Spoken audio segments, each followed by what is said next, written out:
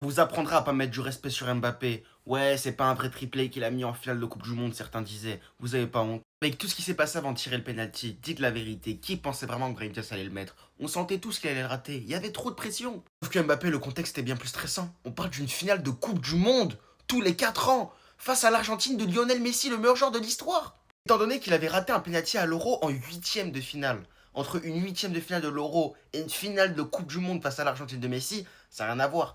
C'est bien plus stressant une finale de Coupe du Monde. Et bah quand Mbappé il a raté ce penalty à l'Euro, il s'est passé quoi? Tout le monde l'insultait, lui rappelait ce moment-là. C'était le meilleur joueur au monde, hein, il pouvait faire ce qu'il voulait sur le terrain. Il marquait que des beaux buts, mais on lui rappelait tout le temps ce moment-là. Et à la 80e, il va transformer son penalty. Et pas n'importe comment, il le transforme en petit filet. C'est pas juste il tire en force au hasard et avec un peu de chance ça rentre. Non, il la place. Et vous vous rendez pas compte du courage et des couilles qu'il faut pour le placer. Genre, il place le ballon. Il le fait face à Dibou Martinez, le meilleur gardien du monde, le meilleur gardien sur penalty. Je vous rappelle qu'il a été élu meilleur goal de la Coupe du Monde, meilleur goal de la Copa América 2021, deux fois meilleur gardien au monde, deux fois trophée Yashin, deux fois trophée The Best du meilleur gardien au monde. Il a été élu une deuxième fois meilleur goal de la Copa América. Souvenez-vous Harry Kane en 2022 quand il tire deux pénaltys face à Hugo Lloris qui est l'un des goals les plus faibles sur l'exercice. Qu'est-ce qui se passe? Harry Kane, il rate son deuxième penalty. Pourtant Harry Kane à ce moment-là en 2022 c'était le joueur dans le monde qui avait le meilleur ratio sur penalty. Que tout le monde sait à quel point c'est dur de tirer deux pénaltys dans un match, surtout quand t'es face au meilleur gardien du monde. Il y a ce petit Bondy qui va aller tirer un deuxième penalty dans cette finale de Coupe du Monde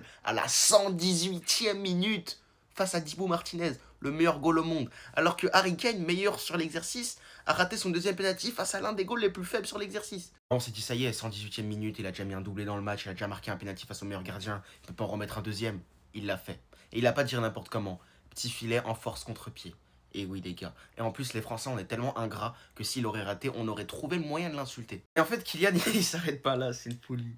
Il a mis un troisième penalty contre Dibou Martinez. Trois penaltys dans le même match en finale de Coupe du Monde. On parle pas de la CAN qui est tous les 2 ans, on parle de la Coupe du Monde. Parce qu'il a mis son triplé dans le match, et ensuite la séance de péno, il a mis son penalty et il l'a tiré encore une fois en force petit filet. Pour moi, CR7 c'est le seul dans l'histoire du foot qui aurait été capable de mettre 3 penaltys dans le même contexte qu'Mbappé en finale de Coupe du Monde. Parce que CR7, pour ceux qui ne savent pas, 2018, la Juventus au Bernabeu, ils font une remontada contre le Real Madrid. Ils marquent 3 buts, ils gagnent 3-0 à la Juventus. Dernière seconde, Buffon il prend un carton rouge parce qu'il conteste contre l'arbitre. Le match il s'arrête pendant 20 minutes, des embrouilles et tout, un peu comme ce qui s'est passé avec le Maroc et le Sénégal. Et donc si CR7 il marque, le Real Madrid se qualifie injustement entre guillemets, il le marque en pleine lucarne face à Chesney. Oui. Je suis désolé mais parlez pas de Messi, hein. Messi il a raté son péno face à Chelsea, c'était peut-être le plus important qu'il a tiré.